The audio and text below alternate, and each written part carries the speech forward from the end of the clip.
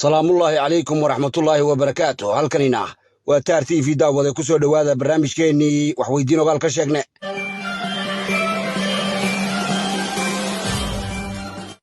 qodobada war iyo wacalan idinka hayna carreedeg waxaa ugu dooro xisbigii kulmiya oo maanta ismuujiyey iyo bannaanbaxyo ka bawaagay gobollada somalilan. madaxweyne biixi oo ku goodiyey inuu tallaabo ka qaadi doono qolyihii askarta ku laayay gacan libaax. etoobiya oo ku adkaysanaysa inaanay ciidankeeda kala bixin soomaaliya. nin lagu dilay magaalada hargeysa iyo dad loo xidhxidhay duulimaadyadii baraawe oo hakadageliyey iyo waxa laysaga soo dhigay siciid deni iyo axmed madoobe oo kala jooga goolla iyo laba garday. kulan deg deg ah oo ay isugu qoorlaabeen kaah iyo waddani konton askari oo la isugu la geliyay dalka jaad iyo weliba jamhuuriyadda iiraan oo col u duuntay gudaha dalka lubnaan. wararkaasi iyo warar kaloo dheeraad ayaanu jahaynaa ku soo dhowaada barnaamijkeen. bushaaro xamladda almustaqbal ee xajka iyo cumradu waxay bishan kuu samaysay qiimo dhimistii abid ugu ballaadhnay taasoo ah $200 oo keliya iyadoo oo ay soconayso maalmo kooban. haddaba walaalaha jecel in looga cumreeyo waalidiintood hala xidhiidhaan xamladda ah intaan qiimo dhimistu kaa dhammaanin. fadlan kala xidhiidh telefoonada shaashada kaga muuqda. wararka laga helayo dalka jaad ayaa sheegaya in la miray sidoo kalena laga adeegtay saldhig ay ciidamada dalkaasi ku leeyihiin meel aan tahan ka dheerayn qaydka uu la wadaago dalka suudaan. wiilka aabihii wambarka ka dumaalay ee maxamed idriis deebri ah oo tawaawac isla soo mutucay dhalooyinka wararka laga dheedo ayaa ku qayliyey inay kubka iyo bowdada ka jabeen isla jeerkaasna ay si xillo u rogmadeen. wuxuu ku cataabay in laga dhuundhabay in ka badan 40 askari oo u kacay xaggii loo badnaa kuwaas oo aan wargeeya ka bixin. wuxuu ku halaanhalay inay sidoo kale qooma darani soo gaadheen ciidamo kale oo kor u dhaafaya 100 askari oo ka tirsanaa cagamadooda dalkaasi dambaaba kuwaas oo si daran u cawarmay. wuxuu ku toodhooday inay godobtooda dabageli doonaan oo aanay ka hadhi doonin duulaamada iyo weliba dabra weerarada loo daba jabacsanayo. wuxuu ku goodiyey inay geeri u badan doonaan qolyaha gooniyu goosatada ah oo ahaa kuwii dhagartan soo falkiyey kuwaas oo uu tilmaamay in dhowaan la gebagabay doono. dalkan la welin jiray duqii taxtalaa la gooyey ee idriis deebri ayaa in dhowaaleba iska ah mid ay bile iyo inabaas ka shaqaayaan tiyo dharaan walba laga soo tabiyo warar dhiila leh iyo wacaalo aan dhegaha u roorayn oo isugu dhafan bile iyo xiscolow. iyaguna xogaha nagaga soo hibitiqaya sida tan iyo magaalada muqdisho ayaa sheegaya inuu majaa ka furmay suqoolaab u dhexeeya qaar ka mid a madaxda maamul goboleedada soomaaliya iyo weliba duqa xasan sheekh maxamuud. qolyahan oo hore ugu kala ufooday shirarkii ayagahaasi ku yeesheen ayaa la soo tabinaya inay maanta mar kale isugu horlabsadeen iyagoo ka wada jalbeebanaya ama ka wada haasaawaya wixii laga yeeli lahaa doorashooyinka la naawilayo inay guga dambe ka dhacdo koonfurta soomaaliya. madaxweyne xasan sheekh maxamuud oo u muuqda inuu hadda hayo dhabaha ninkii adhaxda ka jabaya ina farmaajo ayaa ku doodaya inaan loo joojin doonin ragga taxdhiga oo shadaarood ee suqoolaabkaasi ka soo horka wareegi waayey gaar ahaana ragga ay ku bawda dheeraayeen duqa xuub dhacsaday axmed madoobe iyo ninka qowlalada ka xumbeeya siciid cabdilaahi deni.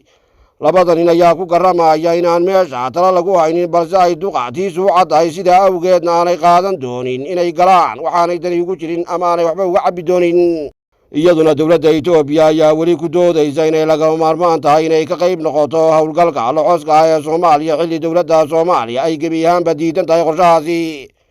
dowladda etoobiya ayaa walaac xoogan ka muujisay nabadgelyada gudaha soomaaliya gaar ahaan haddii ciidamadeeda laga saaro howlgalka nabad ilaalinta tan oo ah mid la yaab leh maadaama oo aysan dhacaynin fankaag nabadgelyo. marmarsiyaha dowladda etoobiya ee nabadgelyada ayaa u muuqda mid ay uga warwarsan tahay in ciidankeeda lagu dooriyo dhiggeeda dalka masar oo si weyn ay isku hayaan isla jeerkaasna ay kala dhexayso arrinka biyaha webiga niil oo ay in muddo ahba isku daba socdeen. reeraha xabuusheed ayaa haatan dadaal hor leh ku bixinaya sidii ciidankeeda looga mid dhigi lahaa howlgalka cusub iyada oo ku boorisay midowda afrika iyo dadyowga isu tegay qaramada midoobay inay ka hor tagaan dadaal kasta oo ciidamadeeda looga saarayo koonfurta soomaaliya. dowladda xasan sheekh maxamuud ayaa iyaduna caddaysay inaanay marnaba ciidamada etoobiya ka qayb noqon doonin howlgalka cusub haddii aysan ka laaban heshiiskii saldhigga ciidan ee ay la qaydatay jamhuuriyadda somalilan kaas oo ay ka soo bilaabantay bilada ka dhacaloosan labada dal. kaladhigii hore waxay isla soo jacbeerisay xukuumadda soomaaliya inay etoobiya lumisay go'aanka ay kaga qayb noqon doonto ergada nabad ilaalinta koonfurta soomaaliya. si kastaba ha ahaatee etoobiya ayaa ku adkaysanaysa go'aankeedii daaranaa heshiiskii safgaradka ah ee ay horaantii gugan dawaadda ku kala duugteen ra'iisul wasaare abiy iyo madaxweyne biixi kaasoo soo waldaamiyey kala tahanto xoog leh oo u dhexeeya muqdisho iyo addis ababa. weli halkaad nagala socotaan waa taar t v iyadoo uu sii socdo ololaha doorashada ee xisbiyada dalka iyo ururada siyaasadda somalilan ayaa waxaa maanta isku kala bixiyey dhammaanba gobollada iyo degmooyinka somalilan xisbiga iyo talada somalilan ee kulmiye kaasoo soo bandhigay cudud taageero oo la xaalde taasoo u sasaanayd mid loogu quusgoynayo xisbiyada mucaaradka iyo urur siyaasadeedka kaac oo maalmihii u dambeeyey faraysdaawiyey. waxaa muuqanaysay deegaamada zelal, awdal, gabiley, maroodijeec, saacil, hawdaad, mareer, togdheer, buuhoolde, sool, saraar iyo sanaag oo aanay ushii cirka loo tuuraa dhulka ku soo dhoqonaynin xilli la waayey meel ay dadku kala maraan. ugu horrayn bulsho aan yarayn oo isugu soo baxday fagaraha beerta xorriyadda ayaa waxaa halkaa kala hadlay madaxweynaha somalilan muuse biixi cabdi, kaasoo markii uu hadaltirada dhammeeyey diyaarad u fuulay sida tan iyo magaalada burco ee xarunta gobolka togdheer. markii uu garida qaatay ee uu hadalka u baxay madaxweyne biixi waxa uu albaca kula yidhi xisbiga waddani oo uu ku seebiyey inuu qaranka jebiyey oo uu ka dhaqaaqi waayey, isla jeerkaasna ay toddobada guba ku samaynayeen xukuumaddiisa jabhado, fallaagooyin, qowlaysato, aaran, doofaarro, marjacalas, maleeshiya iyo weliba ciidamo abaabulan. wuxuu sheegay inaanay meelna xeerkooda kaga qorin aqoonsi ay hesho jamhuuriyadda somalilan xilli ay taa ku bedesheen inay isla soo jacfeeriyaan xisbiga waddani. waxaanu wadahadal la furaynaa duulka yamyam iyo qadaadweyn ee uu burhka u tuuro xasan sheekh maxamuud. wuxuu sheegay inaanay somalilan maanta u baahnayn ceelka xamar oo wax loo doonto ama tale la weydiiyo, hase yeeshe ay lama huraan tahay in dalalka carri edeg la weydiisto aqoonsi buuxa. wuxuu tilmaamay in markii ay dowladda Guinea Conakry aqoonsi ugu dhawaaqday somalilan ay xukuumadda muqdisho xidhiidhka u goysay, taasoo ay ku xigtay bidoodka Kenya oo iyana loo gooyey caynka baydda iyo dabageliskaba. wuxuu tibaaxay inay soomaaliya ka xumaatay heshiiskii ay ka hor baydheen baarlamaanka maraykanka ee loogu toogadahayay in saldhig ciidan laga taarto xeebaha dharan ee somalilan. wuxuu bitiyey in waxaasoo dhan loo samaynayo ku-xumaynta somalilan iyo dalkan oo hela madax bannaani dhammaystiran oo uu keeni doono xisbiga kulmiya oo mar labaad soo rogaal celiya ama talada ku soo laabta. maruu isu mujiray dhacdadii ciidamada loogu laayay buuralayda gacan libaax waxa uu ku baanay madaxweyne biixi inuu tallaabo adag ka qaadi doono qolyihii askarta qarankaa toogatay, kuwii magta ka bixiyey iyo kuwii soo falkiyey qorshihii buuralayda looga soo rogay maleeshiyada uu hogaaminaya hofwareen. waxa uu ku toodhooday inaanay laba dambe ismarin doonin, gaar ahaanna marka uu iska kala rido talada ugu sarraysa ee somalilan. soo ii dhiman maysaan oo siiri qaato oo afuufo oo indhaheenoo shala carruurtii ku dhaha soo ii dagaalan maysaan, haa soo dhiigga ii huri maysaan, balaaya may joogin. mabda'a mar qura kamuu waan toogin hogaamiyaha maanta u sharaxa waddani ee cabdiraxmaan. meesha uu ku socdaa garan mayno, waa meelshaa intii kale halkan maxamedka ay ka yimidna way taallaa. maanta waxaa lagu tartamayaa maxaa mabda'a waddani yahay.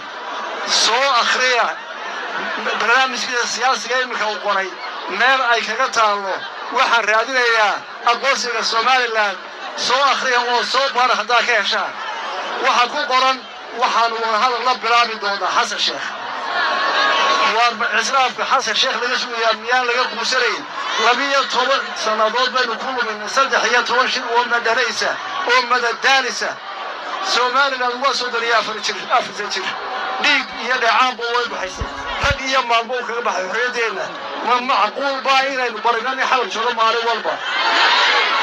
dowlad baa inoo dhisan, waynu mujinaa adduunka taynu nahay. marka laga bilaabo sharciyadda iyo taariikhdeenna 4 sannadood inaga ismaamulaynay. maanta aan idiin sheegaya waxa taagan dalka intaa le oo intaa soo colaada oo ka qayb qaatay xisbiga waddani oo aanay mid tulaabo ahayn ayaynu maanta nahay dalka qura ee dimuqraadiyadu bareeray ee doorasho qabanaya aanu cidda bariyeyn ee isagu isku filaaday. wafdiga madaxweynaha ayaa socdaal dhinaca dabaysha sare afooda ku geliyey magaalo xeebeedda gobolka saacil ee berbera, halkaasi oo uu kala hadlay taageerayaasha xisbiga kulmiye ee magaalada berbera. dhinaca kale wasiirka arrimaha gudaha ahna guddoomiyaha xisbiga kulmiye maxamed kaahin axmed oo hadalka holaday ayaa bulshada reer burco ka dulaantay inaanay dooran ninka magaalada gabiley ku sheegay garbahaare oo ahayd deegaankii uu ka soo jeeday keligii taliya maxamed siyaad barre. wuxuu biniixiyey inaanu degmada oodweyne ku seebin karin garbahaare, waayo waayadeed waxa aan ka doonayaa buu yidhi cod iyo taageero aan ka helo gobolka daadmareed. isaguna wasiirka ganacsiga iyo farataagtaaga ahna murashaxa jegada madaxweyne ku-xigeen ee xisbiga kulmiye maxamuud xasan sacad saashin oo ka daldalmayay magaalada boorama ayaa sheegay in qolyaha ka soo horjeeda ay u badan yihiin wasiiradii dadka boobay ee xoolahooda iyo maalkoodaba afka iska mariyey ama boobay isla jeerkaasna dhacay. sidoo kale wasiirka warka iyo dhuranka somalilan cali xasan maxamed mareecaan oo la hadlayay reer burco ayaa gaballa ka caddeeya inuu xisbiga kulmiye xaalkiisu yahay ciyaari waagelin dambe, taasoo muujinaysa sida ay bulshada gobolka togdheer u soo banbaxday ama isugu soo habar wacatay ka soo qaybgalka fagaraha hadaltirada ceelka burco. wuxuu ka docogaystay dadka xeerudhalanka ee gobolka togdheer inay labada codba kula itaalaan xisbiga kulmiye iyo xukuumadda madaxweyne biixi. dhoolatuska iyo cargaagtanka uu maanta soo bandhigay xisbiga kulmiye ayaa noqotay in dib loogu noqdo isugeyn kala olog ah oo la isu geystay tiyo aan la saadaalan karin cidda rasmiga ah ee ay bulshada somalilan codka kula diidi doonto marka laga tago isu soo baxyada iyo dhisalahalqyada kala duwan ee laga arkayo deegaamada somalilan haddii la jeedaaliyo dhinaca istaagtaaga iyo banaanbaxyada ka helimaasaya gobolada somalilan waxaa muuqanaysa xisbiyada waddan iyo kulmiye oo aan waxba isdheerayn iyadoo uu sadexeeyo urur siyaasadeedka ka ah oo aan dab yarshidaynin in la wadi jirayba qolyahan laacdamaya ama loolamaya lama ogaan karo cidda ay xaar ku noqon doonto waxa ay dhuusada moodayaan gaar ahaana kulmiye iyo waddani oo mid kastaaba isa siiyey inuu iska kala ridi doono cabuudha madaxtooyada waxaa dib loo bilaabay qaybta labaad ee dhismaha masjid jaamaca caynabahe macalin xirsi kaasoo ay maanta si rasmi ah u dhagax dhigeen maamulka gacanta ku haya dhismaha masjidka maxamed macalin xirsi axmed oo halkaa ka hadlay kadib markii masaajidka dabiqiisa labaad la dhagax dhigay ayaa sheegay inay qaybta labaad jaajuurkii gelayay ay qaateen dad muxsiniin ah loona baahan yahay ciddii wax ku darsanaysa ama ka qayb qaadanaysa waxaa madasha dhagaxdhiga ka dib injaaqay oo hadalka isu daba joogsay dhammaanba culimadii iyo wadaadadii goobjoogka ka ahaa kuwaasoo ku dheeraaday muhiimadda ay leedahay in laga qayb qaato dhismaha guryaha eebe iyo goobaha cibaadada fadlan wixii faahfaahinaa kala xidhiir lambarada shaashada kaaga muuqda oo ay ku yaalaan akoonada gaarka ah ee masaajidka waxa weeye ilaahay subxaanahu wa tacaala hadabigeenna ha dhaafo marka hore maanta waxaynu u joognaa oo halkana ka aragtaan saynka xagga dambe ee dabaqii labaad ee masjidka oo runtii aan ku hamiyeynay markii aan ku guulaysanay nimcadan hoose maanta aan joogno markii hore baan hoosta ka xariiqnay inaanu baahidaas aanay marnaba buuxsanayn oo loo baahan yahay sababtuna nagu kaliftayna waxa weeye walaalayaal magaaladu waa koraysaa runtii oo magaalo aad ballaaran mujtamaceedu waa ballaaran yahay jimcayaasha qaarkood masaajidku wuxuu ku dhowaan jiray buux buu ku dhowaan jiray hadda taraawiix oo kale dumarka waa ku cidhiidh wuu buuxsamaa waxyaabo fara badan baa soo socda iidaa soo socda waxbarasha insha allahu tacaala aan rajaynayna in looga faa'iidaysto